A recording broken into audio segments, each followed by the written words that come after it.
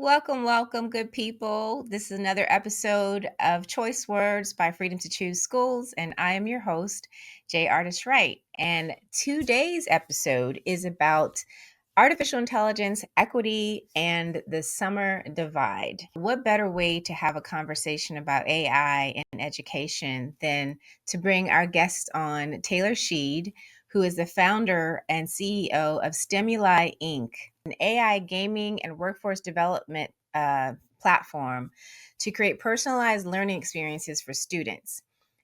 She's been really passionate about confronting AI disparities and ensuring that communities most often left behind by tech are the ones that are leading it. And so I'm so excited to have Taylor join us today, and not only to learn about AI from her and from her perspective, but also just to get a better understanding of what does it mean to have a tech software like Stemuli. So Taylor, thanks so much for joining us, and let everybody know a little bit about yourself. What's up, y'all? I love to say I'm Taylor from Texas, as Jay already mentioned, but I'm a born and raised Texan. Went to college in California. I'm a former Division One athlete. I'm obsessed with sports and educational technology and great food.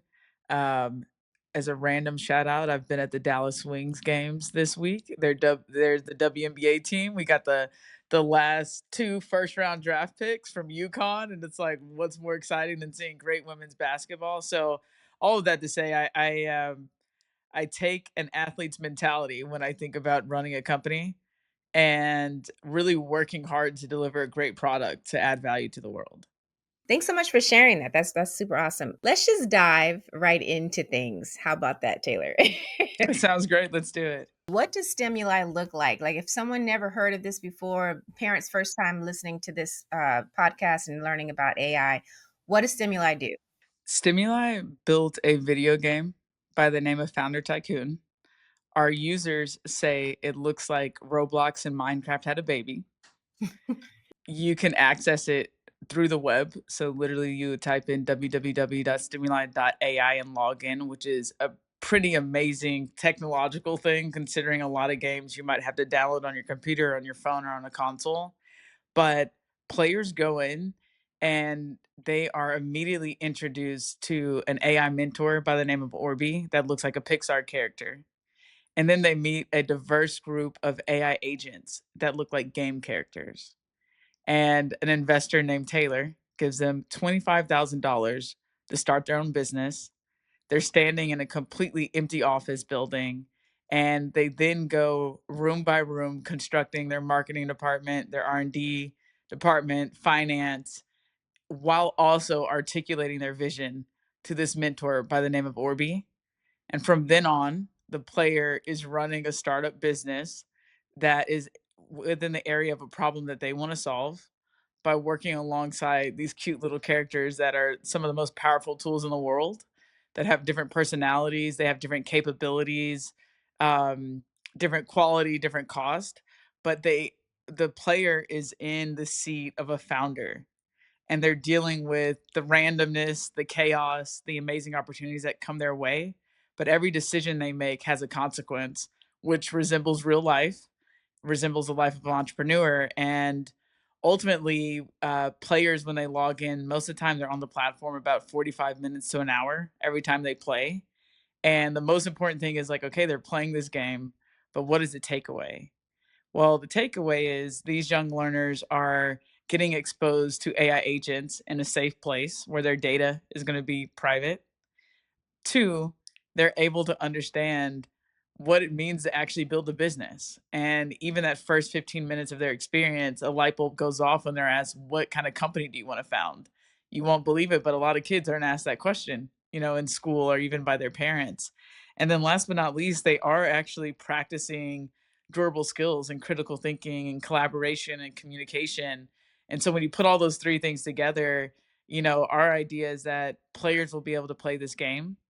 It's a personalized experience, but ultimately they'll leave the game with exposure to AI, entrepreneurship, and durable skills. And I believe that is our best bet for these young folks being able to go into the world and create their own economic value without depending on what the future of the world's going to look like. We don't know how many jobs are going to be disrupted by AI. We don't know how many companies are going to continue to hire, a lot of like early graduates. And so all of that to say, we're really trying to give the players and these young learners agency over their learning experience and ultimately over their life. Now that is really fantastic, and Imma tell you, as you were sitting there saying this, I was like, "All right, I'm gonna make sure my little Kenzie will be on this platform shortly because, she is definitely a Minecraft and a Roblox person and constantly is YouTubing or doing something." So I'm like, "Great, now I have a platform that she could use that I don't have to worry about." However, as a parent, I do want to ask a question. You said it's about an hour to 45 minutes. And recently I heard some debates over screen time for our students, especially going into the summer. What would you say to someone who's like concerned about screen time and what time and the value of spending it on something like this? Yeah, well, interesting fact, Los Angeles Unified, one of our clients, was one of the first school districts in the nation to actually the board mandate that they limit screen time. And with that said, LAUSD has instructional exceptions, and Founder Tycoon is on that list as an instructional exception. Um, to your question about screen time, I kind of have a controversial opinion, but in the use case of someone learning, gaining agency, um, and getting exposed to something that they're not being exposed to anywhere else, I'm like, okay, if we were to completely limit screen time, then this would probably be the exception of where they should be on the screen. And then separately, I'm a biology major. I'm a scientist at heart, and I think about evolution, and it just kind of makes me wonder. Like, I totally agree that our youngest learners and our babies, we should totally be limiting screen time because of how that impacts their development. But then there's a big question mark in my head around how we should be thinking about that for the next generation, because ultimately, the more they're exposed to technology and the way the world works and the way it's rapidly evolving, the better prepared they're going to be for their future. So instead of it being an overall umbrella of screen time, I'm almost thinking, well, where are we helping them spend their time? Are they Right. spending their time like on TikTok? Which I would argue sometimes spending time on TikTok doesn't have to be bad either, right? There's a lot Mhm. of creativity that comes out from that, but that's where I would lead is more so like where are we focusing their time being spent when they are in front of a screen? Yeah, I think that's an interesting perspective of it, and one that should definitely be the second question to that when anyone has a problem with screen time. Because the other thing that I would argue is well, exactly what you just named. Well, is TV time also being banned in that determination? You know, a lot of children will sit in front of a TV for hours on end, watching mindless TV, and so I think it's that same thing, that same vein of like, okay, when we're talking about screen time, what are we talking about specifically? And is it mindless or is it actually something that's educational? In our Absolutely. house, if it's educational, you've got extensions or you've got exceptions, as you mentioned. So the same should apply to stimuli. And I'm so glad that the founders table was actually given the opportunity to not be banned. Yeah, yeah, yeah.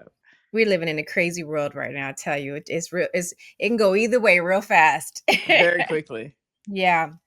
All right, so let's talk a little bit more about this AI equity and the summer divide because, as I was listening to you talk about this platform, you said something really specific, and that was that you do not have to download software, which is kind of always a deterrent for parents.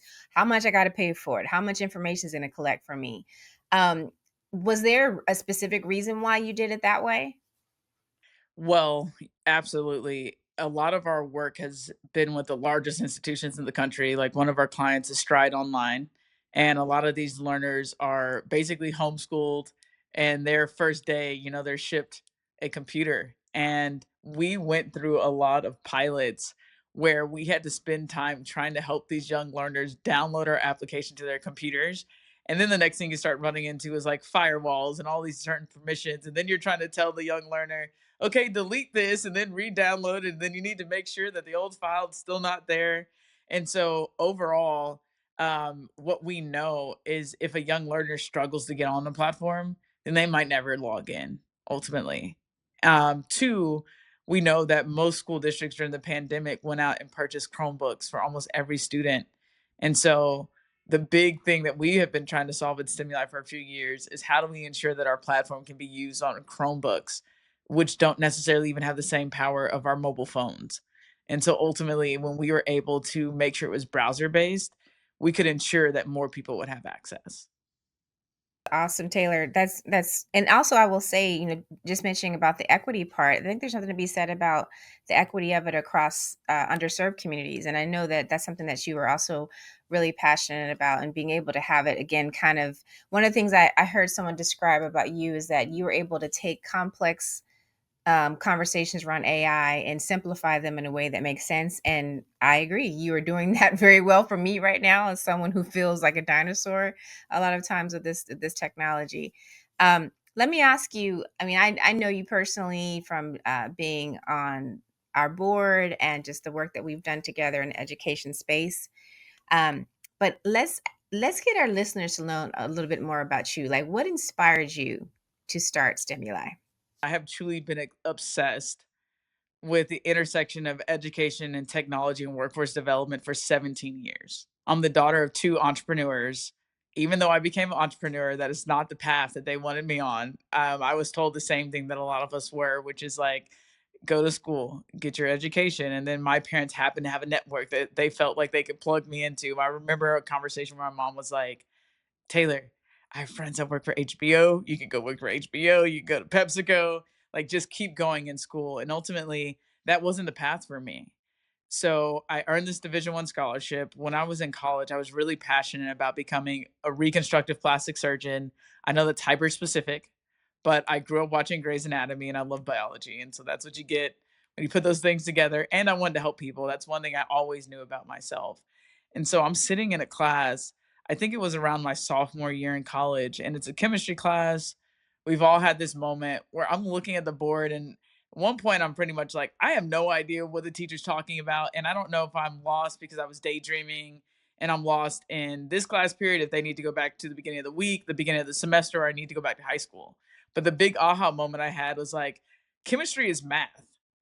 And I'm like, why did my high school experience not prepare me for the career of my dreams and tell me what I would need? Because I would have figured out a way to focus on it, knowing it was going to be so important and integral to me achieving my dreams. So, one big realization is, even though I had gone to like some private schools, some of the best public schools in Texas, I still didn't end up being as prepared as I needed to be. And then the next realization was like, well, what about my cousins? My mom's from West Monroe, Louisiana. My dad's from St. Louis, Missouri. And I'm like, if I'm in this position and my mom's the one that kind of like made it out of poverty, then what about everybody else? And so all of a sudden it became something that was like, this isn't even like a black and white problem. It's not a rich and poor problem. This is something that's impacting everybody. And I was lucky enough by living in LA that I had some mentors come in my life, saw, I guess, whatever the entrepreneurship gene in me, and just like started mentoring me from the time I was 19, how to write a business plan, how to raise money, how to conduct a board meeting, and ultimately how to get my vision out there. And then the last quick thing I'll say is I lost my scholarship because I just overall wasn't prepared. And I'm a big believer in God. And I think like God wanted me to get off that path to get into this one. But as a young person, I also encountered failure in a really big way. And it's like the hero's journey where it's like, okay, you encountered this setback. How are you going to handle it? And ultimately, put my head down. And now here, 17 years later, because of AI and how technology has advanced, I'm finally able to produce a product that is actually solving the original problem that I experienced over 17 years ago. That's super dope, Taylor. Thank you so much for sharing that. And I think you're going to inspire a lot of young people that are probably at that intersection as well, trying to figure it out. And I just need you to come to my house and be a mentor to my two girls. I'm there. Let me know. So let's see. So what has hindered access when you think about this platform? And like you said, I think there's something to be said about having a level of privilege to be able to have a computer in your home, and to be able to have parents that are entrepreneurs, and being able to have mentors that feed into you. But you've also created something that anybody can have access to. I'm just curious to know, like, what has hindered access to underserved communities, in your opinion, in the AI world? Not even just for your platform, but just in the AI world. Like, what are we missing that we are not able to connect more underserved communities to artificial intelligence and technology, and even gaming? What is your opinion about that? It's a great question. I want to provide a little bit of education and then talk about some of the hindrances. So, I just mentioned the game Founder Tycoon, and people probably think, okay, that sounds pretty cool. A kid can start a business, right? Like I think all of us are like, all right. Some adults even say, yeah, I would love to play that. But what a lot of people don't know is the impact on the community and on the individual when somebody becomes an entrepreneur. And so just to name some of the things that are more obvious is okay, they're providing income for themselves and their families. They might grow the business large enough to where they're hiring other people. But when you equip somebody to build more of like a technology business or a business that can be backed by venture capital, it is actually the fastest path to gain generational wealth. And so a lot of us know the Monopoly game analogy where if you start playing Monopoly an hour or a few hours behind the next folks, you're never going to catch up. And so when we talk about underserved communities, right, that's a little bit about what we're talking about historically in our country is like we're playing the game of Monopoly and we're a little behind. So generational wealth or venture capital has the ability to help us catch up. So then when you add AI on top of that, let's understand like what AI actually is because we talk about AI and it's like this big black box and it all means the same thing when actually there's like so many different variations of it. So what AI is it's one of the most powerful tools in the world because it gives you instant access to almost the knowledge that the entire world has. But just having access to that knowledge, if you don't know what you're looking for, it almost does not matter, right? Um, so I'm going to kind of go two ways with this. If you combine the idea that somebody has the agency and the know-how to start their own business with the power of AI, all of a sudden this young learner who might have never been taught how to code can use a tool that knows how to code. And the young learner, just through using their natural language, is able to build a product that's solving a problem in their community through this powerful technology called AI. The the next thing that I'll bring up behind that of why that's so significant is on my journey, I couldn't develop anything until I could pay hundreds of thousands of dollars to other people to bring my vision to life. So now all of a sudden, if you can equip the young person with the know-how of entrepreneurship and AI, they're able to build things that used to cost years worth of time and millions of dollars to build at almost no cost. And so when we think of Monopoly and we're talking about catching up, this is one of the first times in the world that we actually have the opportunity to like not only catch up, but we could leapfrog, right? There's like infinite possibility of what's happening when you think about the sustainability we bring our communities when this type of technology and education reaches them. And then I have two more statements to make around this. My big theory, that I guess this is one of the first times I'm saying it publicly, is when somebody knows how to direct AI, directing AI has become the prerequisite for learning and work. And so now all of a sudden it used to be you need to be able to read to learn. Well, yes, you still need to be able to read to learn. But if you know how to direct AI, you can become your own teacher and you can learn subjects infinitely faster. And so, first, I wanted to paint the picture of like what's at stake here with AI. And when you talk about um, the disparities, or you talk about some of the roadblocks to communities with AI, one is understanding the power of what it can do and understanding what's at stake here and what's possible. And so, we're in a place where it could be similar to like economists talking about a K-shaped curve, where like it could get the disparity could get larger or it could shrink. Right now, that's what's at stake. And then as far as the how, I think it is just knowledge. To be honest with you, I think it is more awareness over what's available. And so when we talk about the roadblocks, one roadblock is just like the stigma behind AI. Fortunately or unfortunately, right now I think AI is highly controversial. People don't know what's gonna happen to it, whether it's gonna take your job. They don't know if it's gonna somehow harm you. It's like, again, this black box, I put my data in, where does it go? And that fear that Yeah. people have is actually holding us back. No, that is really powerful and so profound from such a young person. Like, if this doesn't show what the power can be, I don't know what does. But you just said that so eloquently in so many different ways, because it's one, getting over the fear is what I heard you say, the misconceptions of it, but also tapping into the power, right? Because to your point, I just had this whole image as you were talking. I was thinking about one of my favorite movies, The Matrix, and how, like, the whole point of The Matrix was to get out of the system. However, they also use the system to be able to download resources to actually fight against the system. So, Trinity needed to learn how to ride a motorcycle or kung fu, and it was downloaded into her, and then she was kicking ass while she was fighting. And I feel like that's kind of what you just described. Like, it shouldn't be something that we shy away from. It should be figuring out how we can take it as an opportunity to use the resource in our favor. Did I Absolutely. do a good job of that? I love that analogy, actually.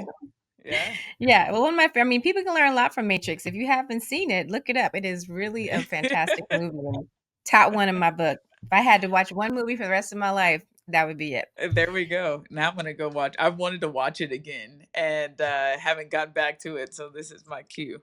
There you go. You have that. Give that to you for free. Um, so listen, Taylor, you travel a lot, and you travel a lot internationally. And what you just described, I think, is also probably powerful in the sense of like how we're thinking about this in the US as opposed to other countries. I'm curious to know, in your travels, what have you seen as like the mark where the United States is just kind of maybe missing it, or what have you seen as a success that we think is something that we should excel or do better? That's a another great question. As far as where the United States could do better, there's industries in our country where credentials are like highly sought after and highly recognized by employers. And then there's other industries where like a credential is brought up and you're almost like laughed out the room. Like that doesn't mean anything to anybody. Um, I think we could do a better job of our credentialing system, which like community colleges in their own way have done a phenomenal job of like bringing that back. But I think from one standpoint, it's really like our employers, our federal and state governments getting together and kind of defining a bar of what AI literate means. And I can double click on that. Right now, if you look at one of the best frameworks I like is actually produced by the Department of Labor, where not only do they talk about a definition and standards for AI literacy, but they also talk about the best teaching and learning mechanism for it. And one of the things they mention is like a simulated environment and the effectiveness of that. And there's a lot of other things, but it's called 100725 if anybody wants to go look up the framework for the Department of Labor. But with that said, when you look at a lot of frameworks that have been developed by, I won't name any names because, like, I'm friendly with everybody, but there's a lot of frameworks out there that have either been produced by the state or these organizations, and they really just focus on the knowledge of AI as opposed to the application of AI, the practical application. So it's like it does not do as much for a learner to know what a large language model is as opposed to knowing how to use a large language model or the knowledge of what a token is versus like what does a token actually mean to you and when are you going to encounter it and when are you going to encounter constraints. So all of that to say really kind of two things that sit on the same thing. We need our employers and our states to get together and to start to recognize credentials that can help people know who's AI literate and who's not. And then two, as we even begin to define that, it shouldn't just be about knowledge, it should be about the practical use of AI. Because what will happen, as we've all seen in education, is you set a standard and it might not even be the right thing that a kid is supposed to learn. And then all the textbook companies come in and they're producing content to that standard. And then we spend years teaching a thing that from the time it was printed was already outdated. So we're kind of in that space. And I'm hoping to be like a squeaky wheel to help people understand. Like, we created something called SALSA, which is Stimuli AI Literacy State Standards Augmentation, because we understand school districts have to teach to a standard, but separately we understand that like right now the standards that are built are not actually meeting. Yeah, they're archaic. I mean, this is the whole reason why we have the conversations around education and innovation, exactly what you just named. And I think that, to the point, that's why you have so much resistance, because people fear change, but also people have become very complicit with our education. And so to think about, going from building all these textbooks and these infrastructures and the amount of school funding that we put into an edifice, and the fact that we've got all these resources specifically on even on the collective bargaining for human capacity, all of that is upended when you try to input AI. It doesn't have to be, because you can find a way to embrace both. But the knee jerk reaction is, if it's not something that we're doing now, um, it can't be done or shouldn't be done, or we should just stay the course of where we're at.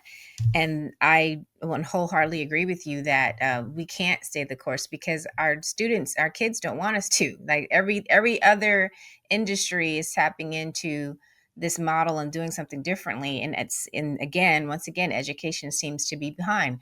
The monopoly analogy goes further than what you just named. It goes to that as well, as far as our education. So again, this has just been such a great educational component for us, but also just informational in the sense of people understanding. And I don't know how you track users and visitors, but I have a feeling that they will probably increase exponentially once this comes out. This is a conversation that I could just talk forever, because I am just a lifelong learner, and this is an area where I am trying to learn more. But a couple of more questions I have for you are, you mentioned that you kind of had to prove could be possible before it was actually possible, which means that investors want results. And so, what has been the thing, or how have you been able to validate this is working for you? Um, well, one thing that Stimuli does that's really unique is from day one, I have always cared about student opinion. It's like students over adults. And so starting like 10 years ago, I worked alongside students in a classroom in order to develop one of the first products we developed. And I've carried that through to what we do today. And so um, I'll actually answer your question from a data standpoint, but just to start with this. So we work with students from across the state of Texas, Arkansas, Georgia, and Alabama in our co-design group called the League. And we literally meet with them every Saturday, and we put whatever little feature or portion of our product that we have in front of them and allow them to give us direct feedback that on Monday morning is sent as a report to our technology team and broken down into tickets that now our technology team is iterating on. And so, from one sense of how do we know this will work, people are saying it looks like Roblox and Minecraft because kids like that, and they told us the style that they wanted it to be built in from day one. And so engagement is one thing that's like an underlying proof point that we care about. That's why we went the video game mechanism. But it's like, how do we know kids will engage? Because they're engaging every week and they're telling us every week how the platform can be better. So just from the standpoint of like how we're delivering the instruction, we know it works because we built it alongside the people that are using it. As far as the proof points, we launched across the state of Arkansas, across 13 school districts in the smallest towns. I was in populations of under 1,000. And we did a pre survey and we asked learners what was their interest in learning about AI, how prepared they felt for their future in AI, and then other questions about curiosity of working in like um, a field or industry that AI is going to be impacted. So, ask them lots of questions. We even asked them questions like, when you use AI, how do you use it? Are you putting something in and then accepting the first output, or do you iterate alongside it? Then we asked them, do they know what a token and LLM is? And so all of the pre-survey data pointed to only 10% of kids had a teacher at school that was actually teaching them AI as a starting point. The next layer was most students only put something in AI and accept the first output. So they're not iterating alongside it like a collaborator. And then third, a lot of them actually weren't really curious about learning about AI and didn't feel prepared for their future. After we did a post survey, and obviously this is all self reported, but we saw an 84% crossover of kids that came in feeling not prepared at all for an AI future to feeling very prepared for an AI future. And then we saw an increase in vocab. So now kids know what a token and LLM is. Um, we saw an increase in curiosity about what their future could be like. We saw excitement for the careers that they would want to get into with AI. And the last proof point is if you think about it, I can see the businesses that these young learners are starting. I can see how they're prompting the system when they come in on day 1 versus day 30 versus day 60. And I can understand the behavioral change that's happening on our platform as they're getting exposed to these tools. And then I can also understand the economic value that they're creating because they're running a real business in this game. So I can see that they built a product and they figured out how to create a marketing plan that ended up selling that product really well or didn't. And so that behavioral data is something that we're investing a lot of money in developing out our infrastructure so we can actually be able to report in real time to parents and the teachers how the learner is progressing on that journey. But that's how we know it's working. We know it's working because we built it alongside the people that are using it. We ask them a lot of questions through pre and post survey data. And then one of the things we're most excited about is the behavioral data that we're able to. Mhm. Oh, that's awesome, and I think that's really valuable to listen to the people that is mostly impacted by it, right? Something we say often in our work as well. So one last question, and then we've got a wrap up. So you talked a lot about technology. Again, this is an area where some of us are still kind of a novice in it. Um, and also just from the perspective of going to college and doing a career transition, you work in a field that I'm sure many of our listeners are going to be like, so what are some of the new professions and careers that we may be seeing evolving over the next 5 to 10 years as we look at these new young learners? What's your opinion about that? What are some new areas, like if a child is ready to go off to college and they're thinking about their future, and they may be thinking doctor, lawyer, teacher, police officer, nurse, those are kind of old school, right? Like, what are you seeing that you would say, actually, you may want to think about X, you may want to think about Y? One, I would continue to tell a young person to focus on an area that they care about. So if it's medicine, if it's law, I would say don't give up on your dreams or your passions of what you actually care about. Two, I would say a lot of those professions would still exist, but what's going to happen is those people are going to now be responsible for being able to command AI at work. And so we formerly know surgeons as people that are like using their hands and cutting into the body. There's a future world where you're going to need to be able to work with a robot, right? That's like performing that surgery and analyzing that data. And so you can still say within an area of your passion, but just know that being able to direct AI is probably the number one skill set that you'll need. And then when you think about, well, what does directing AI mean? You need to be able to use language. You need to be able to communicate. You need to be able to collaborate. Like it still does go back to those durable skills. And then the third, just big idea behind what the future looks like, I honestly think we're all becoming entrepreneurs. And I don't mean that from the sense of like you'll have to be able to run your own business, but you will need the entrepreneurial mindset when you're at work. You will have to manage these agents across teams. You will have to set objectives for yourself and go about how you're going to achieve those things. And so it'll be interesting, but I think we're going to all be managers of teams, and these teams are going to be agents in order to achieve your big objective. Yeah, I can definitely see that as well. And Taylor, I thank you so much for your time and for the education that you've given us.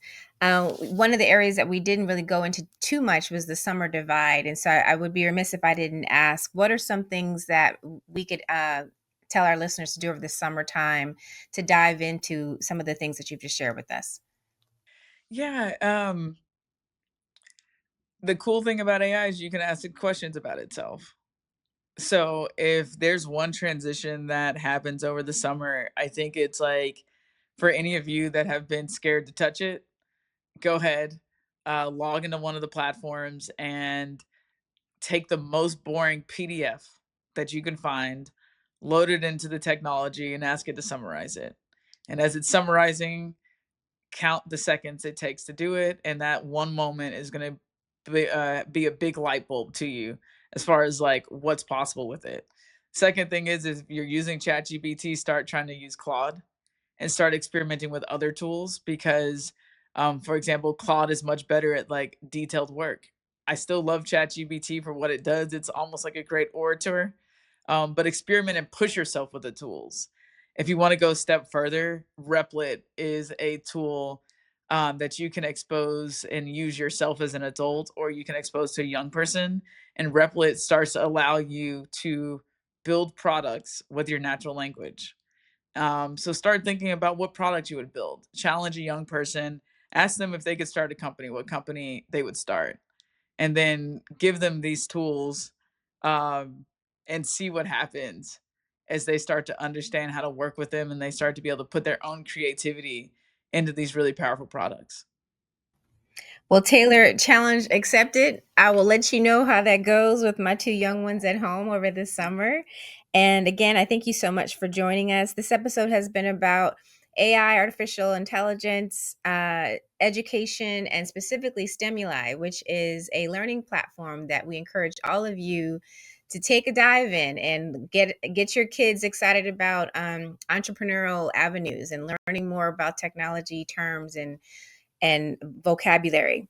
This podcast is named Choice Words, and we've named it Choice Words for two reasons. One, because we talk about options and innovation in schools and school choice overall as just the umbrella of where can people plug in to learn and be educated in a way that works individually for them and is most successful for their students. The other choice words is I got some choice words for you. I got some choice words to share. You could take either approach, but I would be remiss if I didn't ask you, Taylor, like if you had to leave some final words for our listeners, what would be the choice words that you'd like them to know? The time is now, and the only limits to technology is your own creativity. Love it. Love it, love it, love it. And clearly you've shown your creativity to be an amazing and outstanding universe of possibilities. And so I thank you. I'm very proud of you, proud to call you board member and guest, and hope that everyone stays tuned for more from this young lady because she is just getting started and Stimuli it may be in a district near you sometime soon. Thank you Well, so thanks much. again, Taylor. Thanks everyone for listening. And until next time, hope everyone has gotten some value out of this podcast and out of what we're trying to do here at Choice Words. And we thank all of you for being a part of our programming.